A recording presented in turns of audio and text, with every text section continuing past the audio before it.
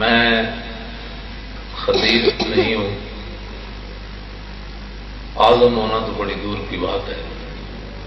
میں خطیب بھی نہیں ہوں، میں ایک ضرب یضرب پڑھانے والا آدمی ہوں۔ ہمارے یہ نوجوان علماء، انہوں کو کسی نے بتایا کہ استاد صاحب تقریر کرتے ہیں۔ میں تقریر نہیں کرتا، میں صرف چند باتیں جس طرح میں گفتگو آپ سے کر رہا ہوں اسی انداز میں چند باتیں آپ سے کروں گا۔ اگر آپ نے کوئی خطیب سننا ہے تو اس کے لیے ایک نیا جلسہ رکھیں، کسی بڑے خطیب کو بلائیں تاکہ وہ آپ کو اچھی طرح تقریر سنائے۔ مجھ سے آپ کھڑے ہو کر صرف سن سکتے ہیں، میں آپ کو سنا سکتا ہوں کہ جناب یہ نستعین اصل میں نستعین تھا، پھر کس قانون کے مطابق یہ نستعین بنے؟ ولد ضالین اصل میں ضالین تھا، اور وہ کون سا قانون لگایا کہ ضالین بن گیا؟ اور متقین اصل میں متقین تھا، پھر کس قانون کے تحت یہ متقین بنے؟ ہم یوقنون اصل میں یشکنون تھا، تو یا واؤ سے کیسے بدل گئی؟ یہ چیزیں مجھے آتی ہیں، تو میں پڑھاتے یہی رہا ہوں۔ رہ گیا تقریر، وہ تو خطیبوں کا کام ہے۔ اب جناب مسئلہ یہ ہے کہ حضرت خالد بن ولید رضی اللہ تعالیٰ عنہ رومیوں کے ساتھ جنگ کرنے کے لیے جا رہے ہیں۔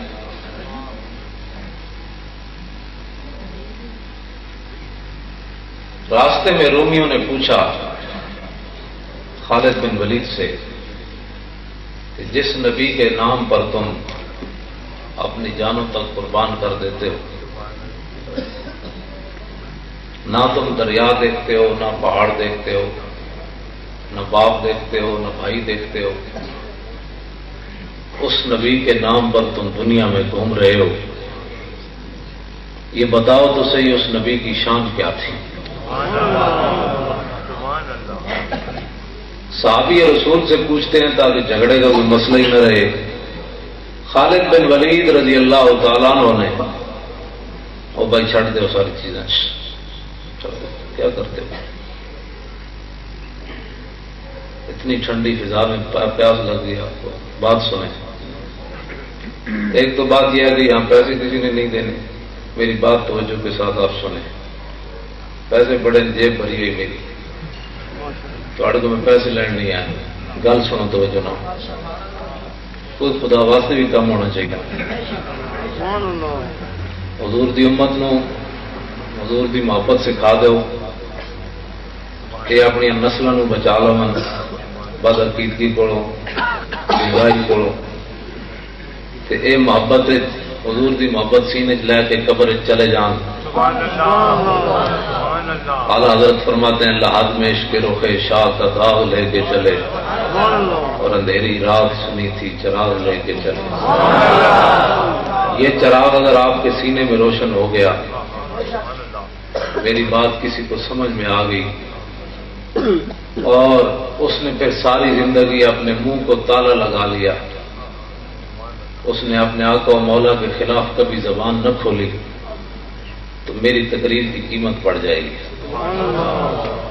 نعرہ تکبیر، نعرہ رسالت، نعرہ رسالت، نعرہ حیدری، غلام ہے غلام ہے، غلام یہ رسول میں، جشن عید میلاد النبی۔ بہت ہی بے ادبی کا دورہ ہے۔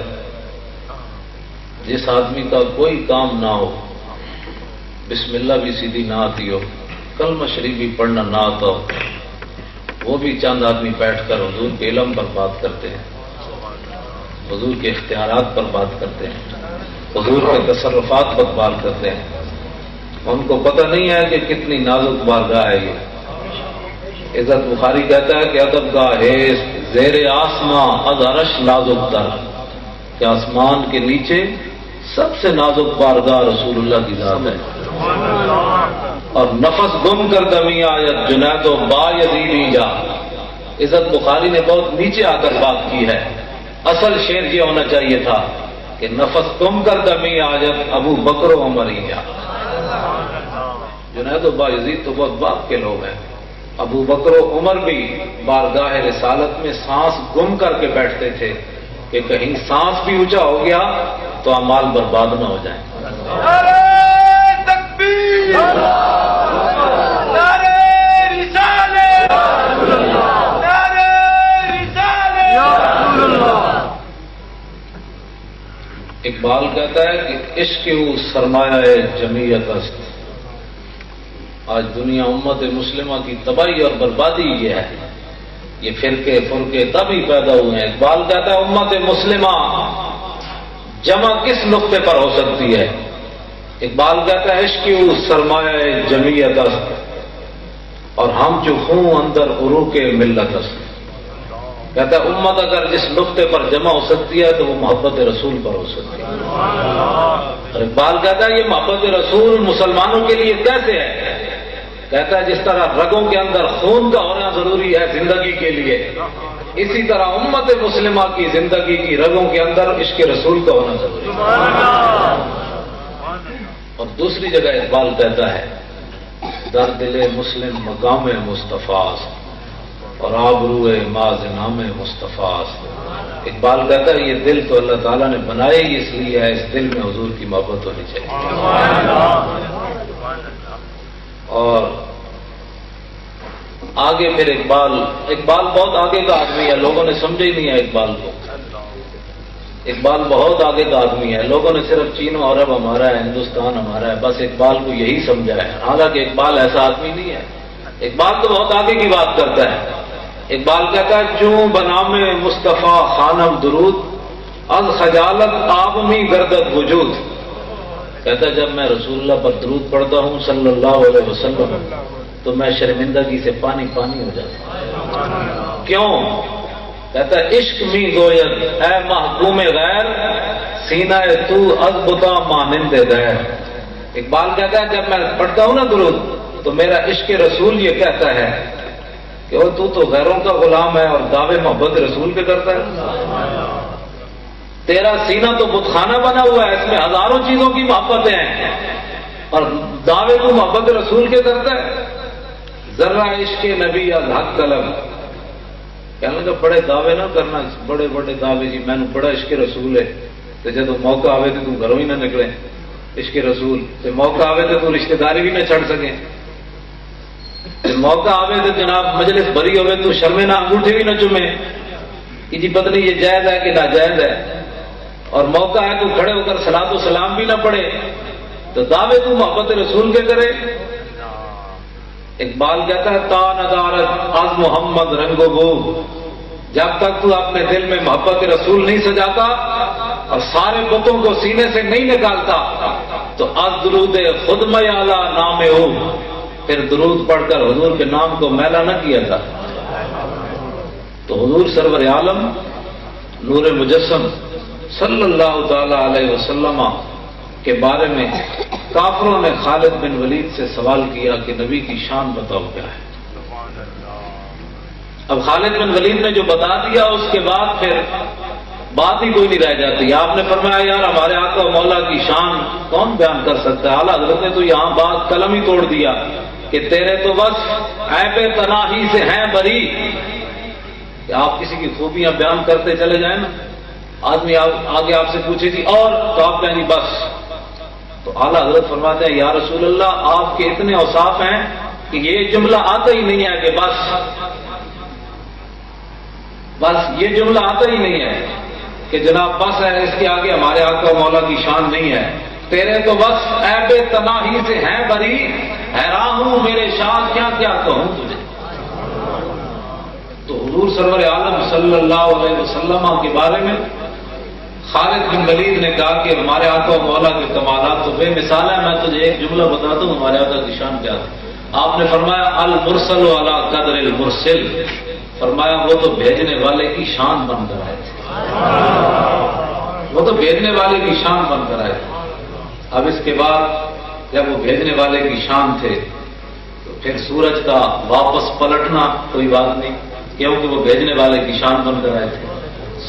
چاند کے 2 ٹکڑے کر دینا یہ کوئی مسئلہ نہیں، کیونکہ وہ بھیجنے والے کی شان بن کر آئے تھے۔ کنکریاں،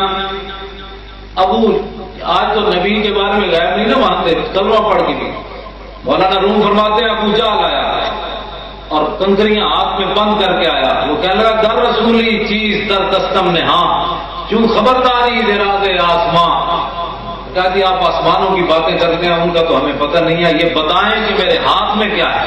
سبحان اللہ۔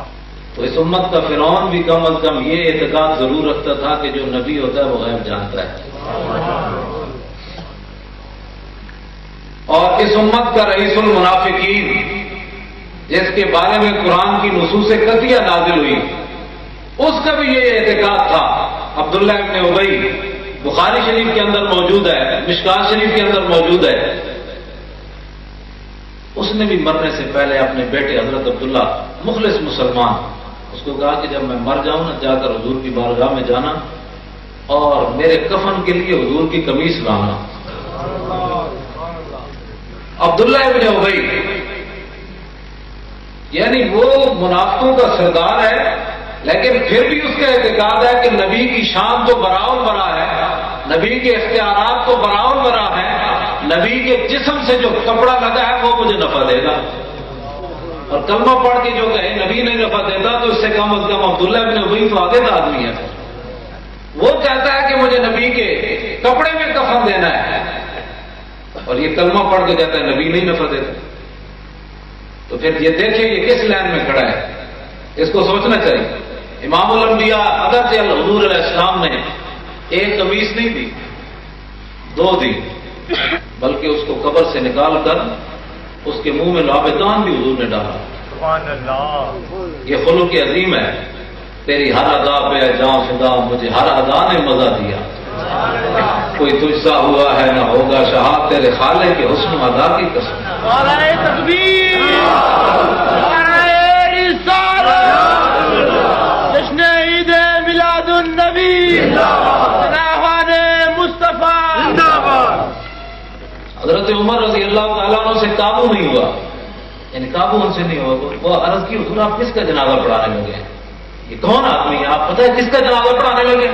حضور نے مسکرا کے فرمایا مجھے پتہ ہے میں جس کا جنازہ پڑھانے لگا۔ نگاہ عمر، یہ امتی اور نبی کی نگاہ کا فرق ہے، حضرت عمر اس کو دیکھ رہے تھے اور میرے آقا و مولا اس کے 1000 ساتھیوں کو دیکھ رہے تھے، اس کے 1000 ساتھی، انہوں نے سوچا یار یہ ہمارا جو سرخانہ ہے گرو، یہ مرنے کے بعد اگر نبی کے کرتے کا محتاج ہے تو ہمیں اس نے غلط راستے پر لگائے رکھا، اگر مرنے کے بعد ہی اس نبی کا ہم نے محتاج ہونا ہے تو زندگی بھی کیوں نہ غلام بن جائے۔ تو 1000 منافقوں نے دل سے حضور کو مان لیا، شفیع و حاکم و مختار مان ان کو دنیا میں، شفیع و حاکم و مختار مان ان کو دنیا میں، قیامت میں یہ سب کچھ دیکھ کر مانا تو کیا مانا، خدا کے نور کو خود سا بشر مانا تو کیا مانا، پھر انہیں خاک مانا تو پھر کیا مانا۔ وہ جانے خبر ہے، لوگ کہتے ہیں نبی کو فلاں چیز کا علم نہیں ہے، فلاں چیز کا علم نہیں ہے، فلاں چیز کا علم نہیں ہے۔ ایک بات کہتا ہے صدیق اکبر سے ایک سوال ہوا بڑا مشکل، اور ہونا بھی صدیق اکبر سے یہ سوال چاہیے تھا اور کسی سے ہونا بھی نہیں چاہیے تھا، کتنا مشکل سوال ہوا۔ ایک بات کہتا ہے صدیق اکبر سے سوال یہ ہوا، مانا اتم کنیتا عقیقت بنگری کا عقیدہ ہے صدیق اکبر، صدیق اکبر سے یہ سوال ہوا کہ جناب آپ کو حضور سے زیادہ محبت ہے یا اللہ سے زیادہ محبت ہے؟ سبحان اللہ، کتنا مشکل سوال ہے۔ اور صدیق اکبر، میں عوامی ترجمہ نہیں کروں گا، ترجمہ شعر کا اور بنتا ہے، میں جو ہے نا وہ ایک عام سا ترجمہ کروں گا، اقبال کا جو صحیح شعر ہے وہ آپ کا ذہن متحمل نہیں ہے اس کا، میں صرف سادہ سا ترجمہ کروں گا جو آپ کے ذہن کے مطابق ہے۔ اقبال کہتا ہے قوت قلب و جگر گردد نبی، صدیق اکبر نے یہ جواب دیا، اور از خدا محبوب تر گردد نبی۔ اقبال کہتا ہے صدیق اکبر نے آپ کے ذہن کے مطابق اس کا معنی یہ ہے کہ صدیق اکبر نے کہا کہ میں حضور کے واسطے سے رب تک پہنچا۔ لوگ پتہ نہیں کس توحید کی باتیں کرتے ہیں۔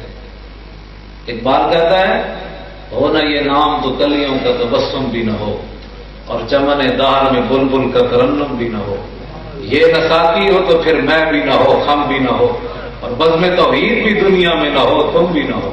ایک بار کہتا ہے یہ رسول اللہ اگر نہ ہو صلی اللہ علیہ وسلم تو توحید کا بھی کوئی نہیں، یہ حضور کے واسطے سے ہی ہے سارا کچھ۔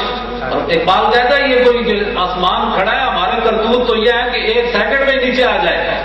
اقبال کہتا ہے یہ کسی کے جناب تبلیغوں سے اور کسی کے سجدے رگڑنے سے، سر رگڑنے سے یہ نہیں کھڑا، خیمہ اخلاق کا استادہ اسی نام سے ہے، اور نبض ہستی تپشا مادہ اسی نام سے ہے۔ یہ دنیا میں چہل پہل ہے، رونق ہے، یہ رسول اللہ کے نام سے ہی ہے سارا کچھ۔ اور پھر اقبال قربان جائیں تجھ پر، لوگ کہتے ہیں یہ حاضر و ناظر یہ مولویوں کے جھگڑے ہیں۔ اقبال تو بتا کہ یہ مولویوں کے جھگڑے ہیں، تو جناب ادھر میں خانہ یورپ یورپ چشیدم بجانے من کے درد سر خریدم۔ اقبال کہتا ہے میں بھی اتوں میپ کیڑ گئے سی یورپ کی، علم سکھڑ گئے سی، لیکن بجانے من کے درد سر خریدم۔ اقبال کہتا خدا کی قسم ہے میں تو سر درد خرید کے آیا ہوں۔ نشستم بالکو یا میں فرنگی ہزار روزے کے بے سود تب ندیدم۔ لوگ جدید پتنی کیا کرتے ہیں۔ اقبال کہتا ہے ادھر آؤ میں سب لڑا کے آیا، تھی نہ جانا اسے سب لڑا، کہتے نہیں اسی بھی جانا ہے سب لڑا یورپ پڑھن واسطے۔ اقبال کہتا ہے میں نے کو کی ملیا جتنی دیر میں فرنگیاں نال بیٹھا میری زندگی کا بدترین وقت گزریا۔ جگہ کی گل کرتا کہتا ہے مرا در سے حکیمہ درد سردار، مجھے جو فرنگی دانشور تھے انہوں نے سر درد دیا۔ کیوں کہ من پر مردہ از نگاہ فیضم، اس واسطے کہ میں تو رسول اللہ کی نگاہ کا کھلا ہوا تھا۔ اور پھر آخر میں اقبال حضور کے دربار میں کیا کہتا ہے، فقیرم ہر چخواہم مستو خواہم، حضور میں آپ کے در کا فقیر ہوں، جو بھی مانگوں گا آپ سے مانگوں گا۔ اور پھر آخر میں اقبال نے آج تو میں اس بات کا قائل ہوں کہ جب حضور کے دربار میں کوئی محفل میں آ جائے تو سارے ٹھیک ہے، کسی کا شکریہ ادا نہیں کرنا چاہیے، بس ٹھیک ہے مولوی صاحب لاہور آئے تو کہڑا کوئی احسان کر کے آئے، حضور نے صدقے ہو جائے پوت ملیا، علم ملیا، میں کوئی احسان کیتا ہے، یہ تو حضور کا کرم میں انہیں بلا لیا کوٹھا چل سنا اچھا ساڑھے تو کوئی احسان وہاں ملتا ہے کیا؟ نبی علیہ السلام آرام فرمائے اس طرح حضرت زبیر بن عوام پکا اس طرح جول رہے تھے۔ کافی دیر کے بعد حضور علیہ السلام نے جب آنکھیں کھولی تو فرمایا کتنی دیر ہوگی تجھے مجھے پکا جو ہے چول رہے؟ عرض کی حضور کافی دیر ہوگی۔ تو حضور نے کیا فرمایا؟ فرمایا ھذا جبریل یقرئک السلام، فرمایا یہ جبریل کھڑا ہے تجھے سلام پیش کر رہا ہے۔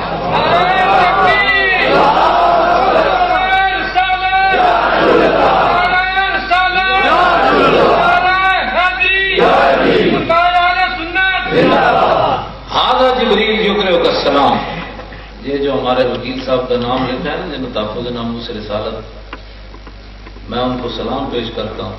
میں جنہیں پکھا جلیا یار انہوں نے پشت سے جبریل کھڑیا، جنہیں حضور کی عزت واسطے مقدمہ لڑیا انہوں نے پیچھے جبریل نہیں کھڑے۔ نعرہ تکبیر، نعرہ رسالت، آمد مصطفیٰ، آمد مصطفیٰ معمولی بات نہیں ہے۔ مانا کیا ہے؟ جناب زبیر بن عوام کو حضور نے فرمایا جب تو میری حفاظت کر رہا تھا نا تو تیری پشت پر جبریل کھڑا تھا، وہ تیری حفاظت کر رہا تھا۔ اور اگلی بات حضور نے فرمایا کہ جبریل یہ بھی کہہ رہا ہے کہ وہ انا ضامن لگا یوم القیامہ، فرمایا زبیر بن عوام کو کہہ دو کہ قیامت کے دن اگر کوئی پریشانی ہوئی تو میں ضامن ہوں اس کا۔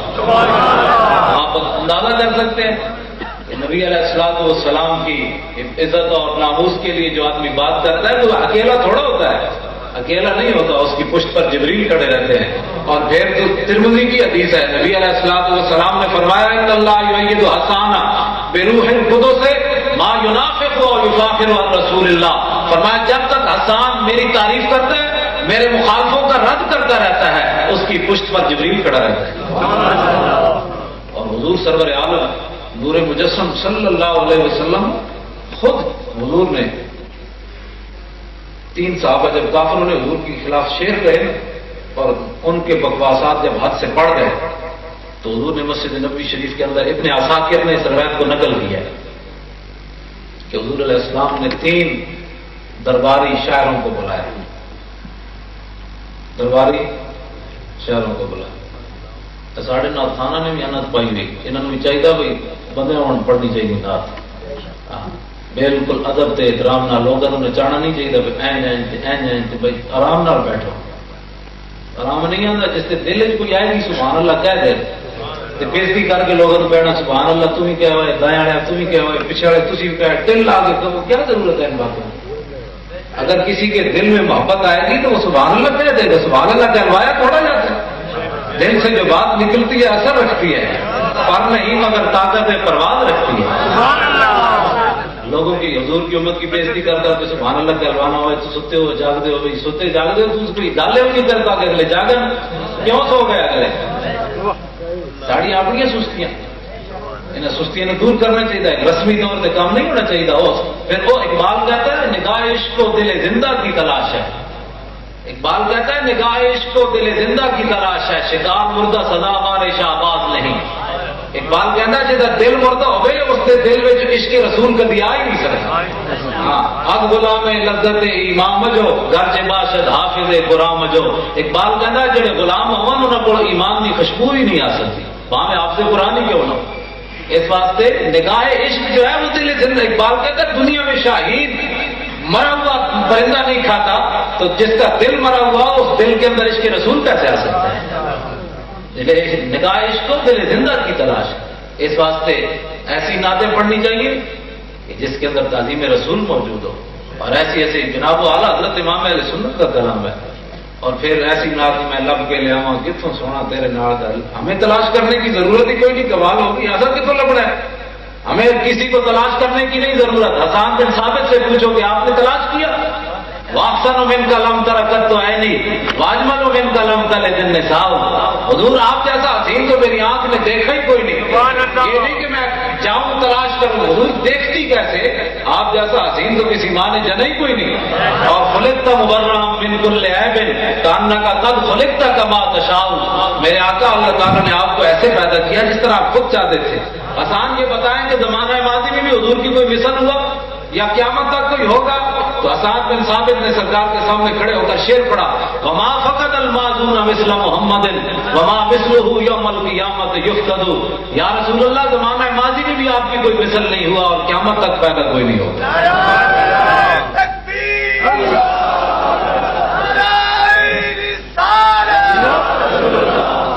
جشن عید میلاد النبی آمد مصطفیٰ،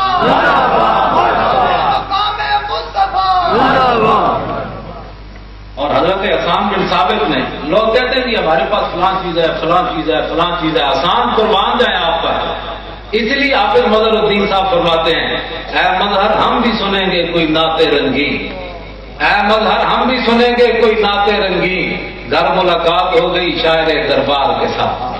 حافظ مظہر الدین صاحب کہتے ہیں ہم بھی قیامت کے دن حضرت حسان کو تلاش کریں گے کہ جناب آج تو جناب یوسف اور جناب موسیٰ اور جناب ہارون جناب ادریس موجود ہیں، ان کے سامنے ذرا وہ پڑھیں واقسن من کا لم ترکت تو ہے نہیں۔ حافظ مظہر الدین صاحب کہتے ہیں ہم بھی سنیں گے اے مظہر کوئی نعت رنگی، گھر ملاقات ہو گئی شاعر دربار کے ساتھ۔ یہ تو طیبہ کی محبت کا اثر ہے۔ لوگ ایسی پاگلوں والی باتیں کرتے ہیں، حافظ مظہر الدین صاحب کہتے ہیں یہ تو طیبہ کی محبت کا اثر ہے، ورنہ کون روتا ہے لپٹ کر درو دیوار کے ساتھ؟ یہ تو حضور کی نسبت کی بات ہے۔ تو اس واسطے ہمیں بڑی احتیاط کی ضرورت ہے۔ حضرت حسان بن ثابت نے ہماری نمائندگی کی ہے، لوگ کہتے ہیں ہمارے پاس فلاں چیز ہے فلاں چیز ہے، اس زمانے میں بھی لوگ صحابہ کو کہتے تھے تمہارے پاس کیا ہے تمہارے پاس کیا ہے، تو حضرت حسان نے کھڑے ہو کر ساری دنیا کو بتایا بتاؤں ہمارے پاس کیا ہے، یکفی بنا علی من غیرنا حب النبی محمد ایانا، ساری دنیا پر ہمیں یہی فضیلت کافی ہے کہ ہمارے دلوں میں عشق رسول موجود ہے۔